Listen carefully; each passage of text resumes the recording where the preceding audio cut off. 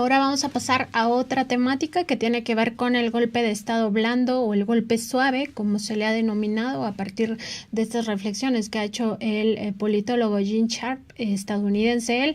Y bueno, nada más recordar que el golpe de estado blando emplea técnicas no frontales ni violentas para desestabilizar económica, política y socialmente a los gobiernos progresistas.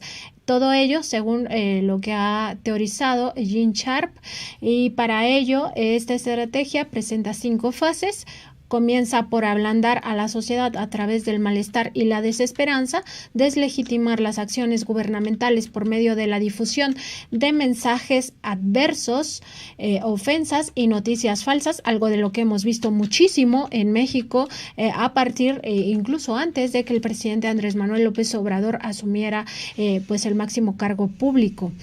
También se emplean rumores para generar escenarios de falsa carestía, se promueven constantes movilizaciones de protesta, se señala la incompetencia del gobierno, se inician juicios injustos contra los gobernantes y finalmente viene la fractura institucional, donde los procesos judiciales avanzan, los medios de comunicación los apoyan y los gobiernos finalmente caen. Esa es la ruta que siguen quienes están sobre todo desde las derechas para desestabilizar precisamente a los gobiernos, sobre todo los gobiernos progresistas, pero ya está conectada y nos da mucho gusto darle la bienvenida a la doctora Violeta Vázquez Rojas Maldonado, una mujer muy inteligente. Ella es doctora en lingüística por la Universidad de Nueva York y profesora e investigadora en el Colegio de México.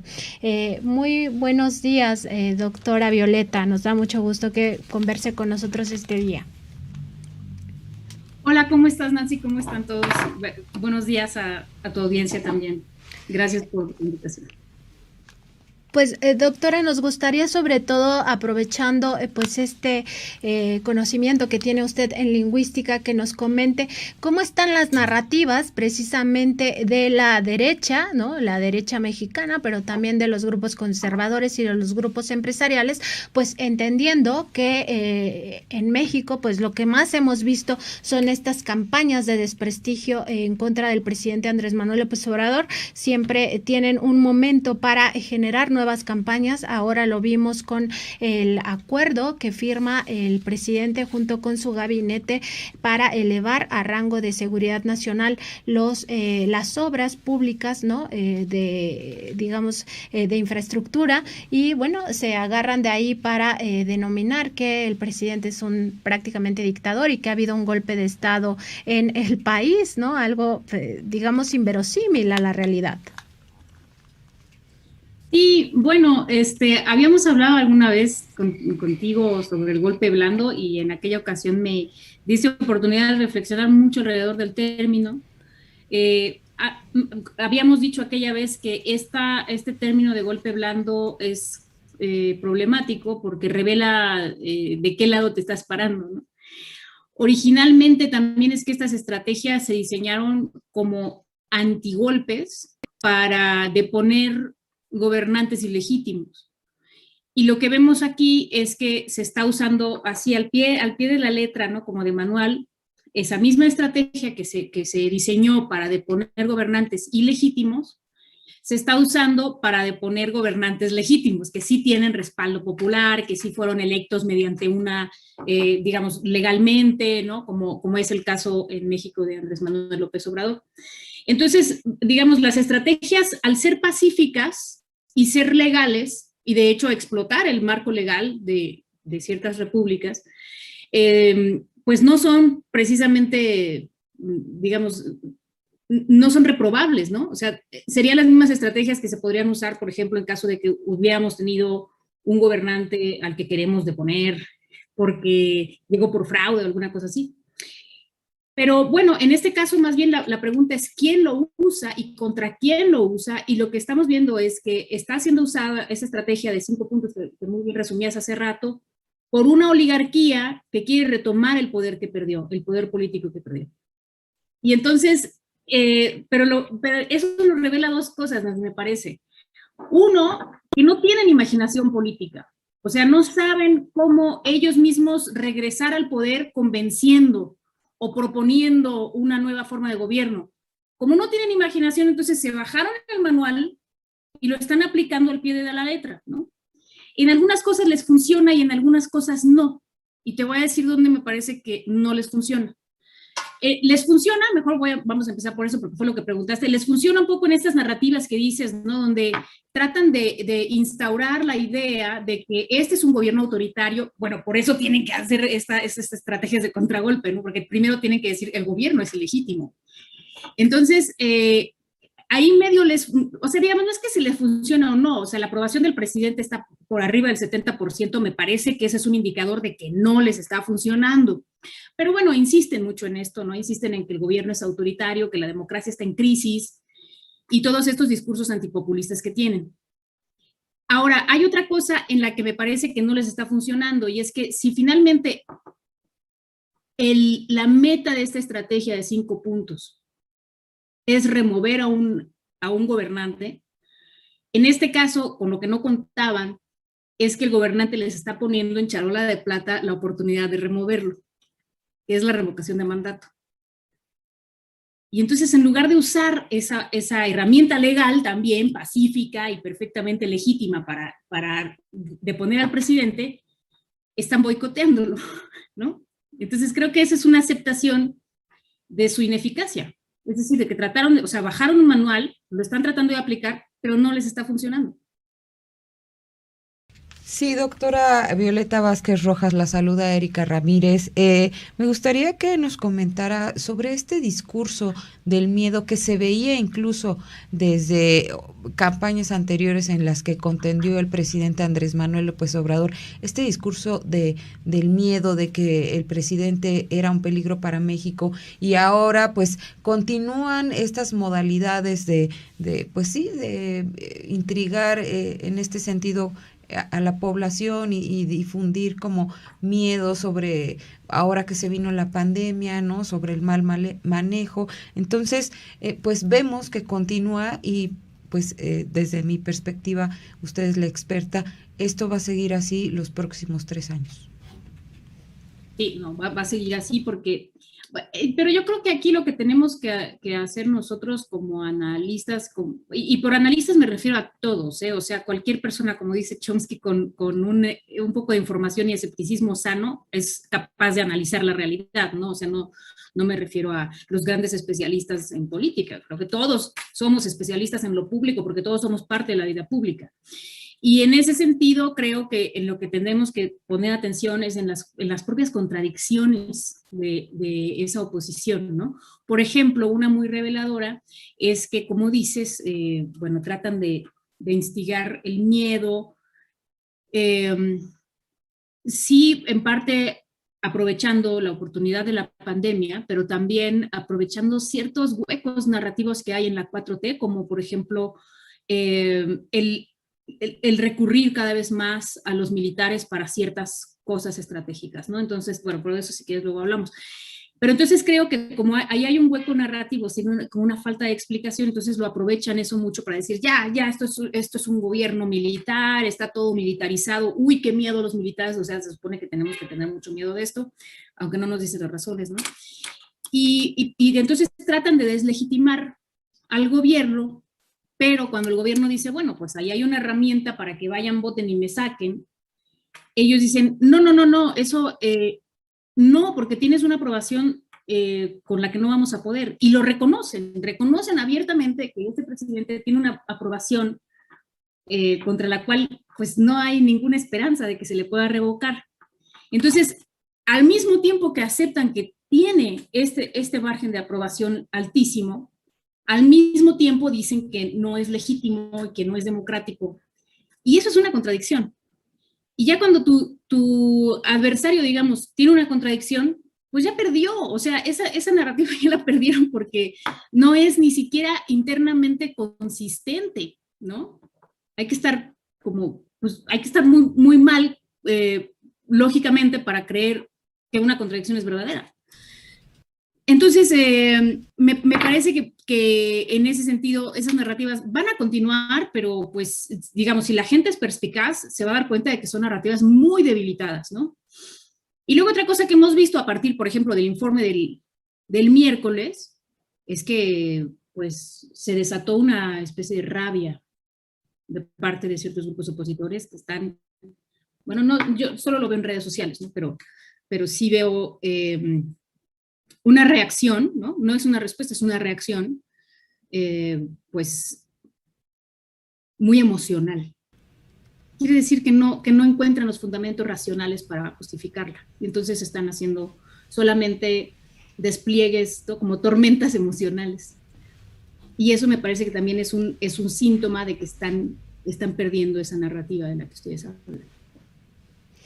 Doctora, pareciera en varios momentos que precisamente estas personas que están a la cabeza de estas estrategias se muestran hasta desesperadas. En efecto, el ejemplo podría ser lo que ocurrió después del miércoles de esta gran celebración que tuvo el presidente por sus 3 años, más que un informe, parecía una fiesta, una verbena popular, y lo que se desata justamente en redes sociales, pues sí, es toda una ola de rabia, ¿no? E incluso veíamos lo que el expresidente Vicente Fox tuiteaba, ¿no? Que solamente fueron acarreados y que son arrastrados quienes asistieron al Zócalo capitalino, ¿no? Y además muchos de ellos diciendo que habían sido acarreados porque llegaban en camiones. Pues no sé cómo querían que se transportara la gente para poder asistir al Zócalo si vienen de localidades muy lejanas. Pero bueno, más allá de eso, pareciera que están muy desesperados. Esto no los puede llevar a optar por otras opciones pues de carácter más violento, abandonar un poco las narrativas e irse pues a la parte de la violencia. Mira, la verdad no creo, y aquí es donde quisiera regresar a ese tema de la famosísima militarización, entre comillas, ¿no? De la que se denuncia que se está incurriendo en ella, ¿no? Me parece que en gran parte, digamos, yo todavía no termino, si te soy sincera, no termino de entender muy bien las motivaciones detrás de recurrir a la Secretaría de Defensa o a la Secretaría de Marina para realizar ciertas labores que originalmente estaban asignadas al ámbito civil.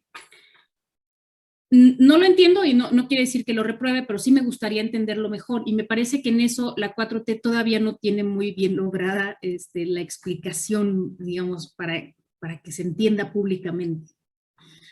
Me parece que apenas a partir precisamente del miércoles se ve un poco más de voluntad de parte del presidente de tratar de explicar, ¿no? Pero bueno, habrá razones explícitas y habrá razones más estratégicas que quizá no vayan a ser explícitas. Pero una de ellas me parece que es esta, o sea, precisamente no quieres tener a los militares contrariados con el gobierno federal. En caso de que sucediera esto que dices, ¿no? Que en un acto, digamos, de desesperación de las viejas oligarquías quisieran recurrir a esa estrategia, esa sí no sería de golpe blando, ¿no? Es una estrategia más bien de golpe tradicional, pero me parece que esa es la parte que también que se está blindando al recurrir a las Fuerzas Armadas para un montón de labores en las que antes no figuraban. No estoy justificándolo, estoy tratando de entenderlo, ¿no? Entonces, no estoy muy segura de que, digo, toco madera y espero que eso nunca pase. Creo que están todavía explotando más bien los recursos legales que tienen a su disposición, que todavía los tienen muchísimo poder dentro del sistema judicial, y me parece que más bien van a ir por esa línea un buen rato, ¿no? Por la guerra judicial en lugar digamos, de una guerra frontal y violenta. Sí los veo emocionalmente ya como casi desgastados, ¿no? De mucha desesperación, pero no, espero que no. O sea, la respuesta a tu pregunta es, no lo sé, pero espero que no. Un poco emberrinchados, doctora. Pues eso es lo que hemos visto por parte de los políticos que abiertamente se pronuncian a través de las redes sociales principalmente, pero hay otros factores, otros órganos que son los órganos autónomos que también manejan pues algún tipo de lenguaje como el INE, ¿no? Como el INAI, y me gustaría conocer cuál es su opinión al respecto de cómo están participando o no pronunciamiento sobre la revocación del mandato y el presupuesto que ha hecho el INE me parece interesante, pero bueno, me gustaría que nos comentara su opinión al respecto. Bueno, el INE se ha convertido, digamos, ha pasado de ser autónomo a ser francamente un opositor del gobierno, ¿no? O sea, como en una especie de tergiversación del concepto de su autonomía. Digamos, ha sido un instituto que como que reconfiguró su idea de contrapeso, ¿no? En lugar de ser un contrapeso dentro de un mismo sistema de administración, se fueron definitivamente a ser opositores del presidente. Y aunque no lo digan abiertamente, hay muchísimos indicios de ello. O sea, no lo digo nada más porque me cae mal Lorenzo Córdoba, ni mucho menos. O sea, hay muchos indicios de ello, como por ejemplo tenemos consejeros como Ciro Murayama, así argumentando, bueno, ni siquiera argumentando, sino peleando públicamente con defensores del presidente, ¿no? Como sucedió la semana pasada con Rafael Barajas. O sea, el periodista tiene derecho a declarar su militancia, pero el consejero no, y no le importó. Entonces, este tipo de cosas me parece que sí revelan que el INE está asumiendo un lado de la contienda. Y lo estamos viendo también muy flagrantemente en la Feria de Guadalajara, ¿no? Que parece un foro donde el invitado, como diría Hernández, no es Perú, sino es Andrés Manuel López Obrador, porque lo mencionan para todo, todas las pláticas se tratan de él, de lo malo que es, de la crisis de la democracia, del autoritarismo, o sea, no sé, cada dos pláticas se menciona, y pareciera que es un foro, digamos, de la vieja intelectualidad o de la intelectualidad más rancia, en contra de Andrés Manuel López Obrador. Entonces, creo que ahí es donde muchos de estos órganos autónomos, como bien dices, están declarando pues su afiliación política, ¿no? Que es una afiliación que todavía no saben muy bien, o sea, porque el sistema de partidos está quebrado. Realmente solamente hay un partido que opera. Los demás están pues ahí como reconfigurándose en diferentes frentes cada 2 semanas. Y probablemente las personas involucradas en esos órganos autónomos no saben muy bien cómo con quién jalar, pero pues, lo vamos a ver próximamente, ¿no? Porque, por ejemplo, por lo menos Lorenzo Córdoba y Ciro Murayama ya terminan su periodo y vamos a ver, yo creo que la profecía es que ya se van digamos, a afiliar ya más abiertamente a las filas partidistas, pero bueno, eso yo creo que lo vamos a ver más adelante. El INE, doctora, sin duda ya muestra cómo ha sido capturado por estos intereses de grupo, ¿no? Por intereses empresariales o intereses, pues sí, hasta de la derecha. Me parece a mí que también hay otras instituciones autónomas que se han mostrado de la misma manera, es decir, el propio INAI generando una investigación en torno a la figura del presidente, haciéndole el juego sucio a mexicanos contra la corrupción y la impunidad, que fue creada, constituida por el empresario Claudio X González, abierto opositor del presidente Andrés Manuel López Obrador. Es decir, no solamente es el INE los que, digamos, los consejeros quienes están trabajando ya en contra de las herramientas de la democracia, sino también el propio Instituto Nacional de Transparencia en contra del derecho a la información, del derecho humano a saber, e incluso otras instituciones, pues poniéndole el pie al gobierno de Andrés Manuel López Obrador. Todo esto formaría parte de la misma canasta, de la misma estrategia. Bueno, mira, aquí voy a ser un poquito abogado del diablo. Yo creo que puede ser, pero bueno, como no tengo la evidencia en la mano, no lo voy a afirmar. Podría ser, bueno, pues simplemente se alinearon con los intereses oligárquicos, INAI, COFESE, INE, eso puede ser. Pero también puede ser que estén reaccionando a un ímpetu de reformas que tiene el presidente en mente, en el que esos órganos no, o sea, y esto tiene 3 años, ¿no? O sea, esos órganos no figuran en la idea de administración que tiene el presidente. Él tiene un diagnóstico de que pues estas son figuras que se crearon durante los gobiernos neoliberales, pues para darles cotos de poder precisamente a los intereses privados, y por eso le parece que son perfectamente dispensables y que en una eventual reforma administrativa terminarían desapareciendo. Entonces, sí entiendo que quienes están al frente de esos órganos, quienes los diseñaron y quienes los operan, pues puedan estar, digamos, en una franca oposición a esta posible reforma y por lo tanto sean tan vocales opositores al respecto. Ya el hecho de que hagan mancuerna con organizaciones como la que señalas de Claudio X y quizá algunas otras, por ejemplo en el caso de la COFESE, al parecer como que defendía más los intereses de las compañías eléctricas que los de los intereses del Estado, podría ser, ¿no? O sea, podría ser que se hayan hecho mancuerna, pero creo que además de eso, o sea, no es solamente un interés por defender a las oligarquías, creo que sí tienen una auténtica preocupación de que en una reforma administrativa pudieran desaparecer estos órganos autónomos, porque no están en la idea de cómo debería ser la organización del Estado en la Cuarta Transformación.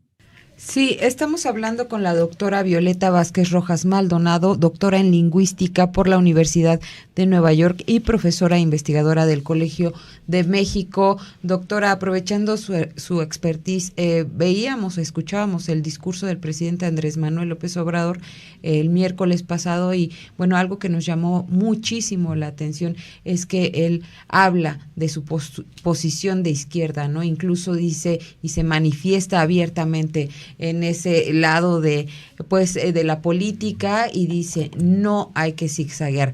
¿Cómo analizaría usted este pronunciamiento y en un discurso masivo, ¿no? Ante 250,000 personas? Sí, fue sorprendente porque yo creo que hasta ahora Andrés Manuel López Obrador había sido muy cauteloso en no declararse de izquierda.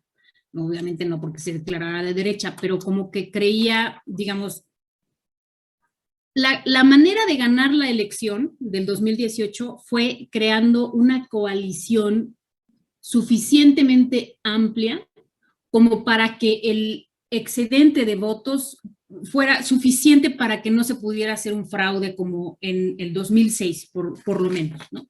O para que no se pudiera comprar el voto con carretadas de dinero como se hizo en 2012. Entonces, al formar ese consenso amplísimo que formó en esta ocasión, que no era el consenso que traía en las otras elecciones, pues tuvo que sumar fuerzas, o sea, algunas de ellas que, ¿no? Hasta los simpatizantes les caían muy pesadas, ¿no? Como la alianza con el PES o la alianza con partidos que podían traer un 1% de la votación, pero pues ni modo, o sea, no se podía arriesgar ni siquiera ese 1% que se fuera a ir a la oposición. Entonces, se creó esa coalición amplísima y creo que parte de la estrategia para formar ese grandísimo consenso fue, digamos, trascender la discusión de la derecha y la izquierda. Porque muchas de las personas que en ese momento apoyaron no se sienten de izquierda. Se pueden sentir obradoristas, pero no de izquierda propiamente. ¿Por qué? Porque a lo mejor son católicamente, digamos, son socialmente conservadores por ser católicos, en fin, por las razones sociales, culturales que tú quieras, pero no necesariamente todos podían llamarse de izquierda.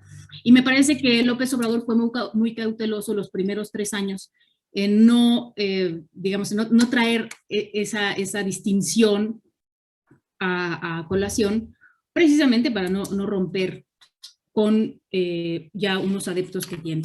Pero dado que ya los tiene ganados y ya tiene una aprobación, pues que digamos como del más o menos equivalente a los primeros meses de su mandato, a mí me parece que aquí es donde puede él ya ser más abierto y más franco con su postura política, ¿no? Declararse de izquierda, bueno, no sé, apelar, por ejemplo, a las clases medias, ¿no? Eso me parece que también fue algo nuevo, ¿no? Hasta ahorita como que la relación con las clases medias había sido más bien áspera. Y me parece que se está tratando de recobrar, ¿no? Con este discurso donde abiertamente se declara de izquierda. Me parece que es parte de haber afianzado ese consenso amplísimo que tuvo que hacer en 2018 y que ese consenso le implicó no decantarse por estas opciones políticas tradicionales, ¿no? De derecha e izquierda, sino de enarbolar una bandera que pudiera ser común a todos, que era la lucha contra la corrupción, que lo va a seguir siendo, pero digamos ahora tiene como este sentido de justicia social que caracteriza a las izquierdas. Doctora, pues nada más restaría preguntarle, y así muy brevemente que nos conteste, ¿por qué no renuncian a esta estrategia? O sea, están viendo a un presidente que ya está absolutamente consolidado y que puede decir cuál es su línea, ¿no? Él dice, soy de izquierda, no voy a zigzaguear, siempre voy a ver por los más pobres, etcétera, y que tiene el 70% o más, porque estas son finalmente encuestas de los mismos grupos opositores de respaldo social. Entonces, ¿por qué no renuncian a estas estrategias, a estas narrativas, a todo esto? ¿Por qué no, a pesar de tener esta desesperación, no doblan las manos? Bueno, el tesoro al final del arco iris es enorme, ¿no? O sea, nunca van a cesar en su ambición de recobrar ese coto de poder, que es el poder político, que es el gobierno federal, pues, porque realmente eso es lo único que se ha ganado, ¿no? O sea, todavía hay oposición con muchos cotos de poder en los estados, en el poder económico, en los medios de comunicación, o sea, entonces, por supuesto que quieren recobrar el gobierno federal. Es demasiado tentador como para simplemente dejarlo, es decir, no van a cesar en eso, pero la razón por la que no abandonan su táctica, me parece, Erika y Nancy, no lo sé, estoy especulando, es porque no tienen otra. O sea, no, como dijimos al principio, no tienen imaginación política. Como no pueden tampoco ver la realidad, o sea, lo vemos, ¿no? O sea, ven el Zócalo lleno y dicen, son acarreados. ¿De verdad les conviene pensar eso? No les conviene pensar eso, no les conviene negar la realidad, porque entonces no van a poder hacer nada por cambiarla. Pero están oscilando entre, como están como en una etapa de negación, entonces no se dan cuenta de que su diagnóstico está mal, su análisis de la realidad está mal, y a mí me parece que por ello insisten, ¿no? Insisten en su estrategia pues de golpe blando, antigolpe, o como le quieras llamar, porque, pues, uno, no se les ocurre otra. Segundo, porque además ellos creen que funciona. O sea, acuérdate que también son élites que se mueven en burbujas y que solamente se leen entre ellos, se escuchan entre ellos. Entonces ellos creen que de verdad todo el mundo está de acuerdo, ¿no? Porque pues no se van a ir a dar una vuelta al Zócalo a preguntarle a la gente qué opina, ¿no? Un miércoles 1 de diciembre. Yo creo que es eso, que tienen como una cámara de eco que no les permite ver que su estrategia no está funcionando y al mismo tiempo no tienen manera de imaginarse otra. Doctora, pues le damos mucho las gracias por haber estado con nosotros reflexionando todas estas circunstancias. Muy buen día. Gracias a ustedes, Nancy y Erika, y muchísimas felicidades por este programa que hacía tanta falta. Gracias. Muchas gracias.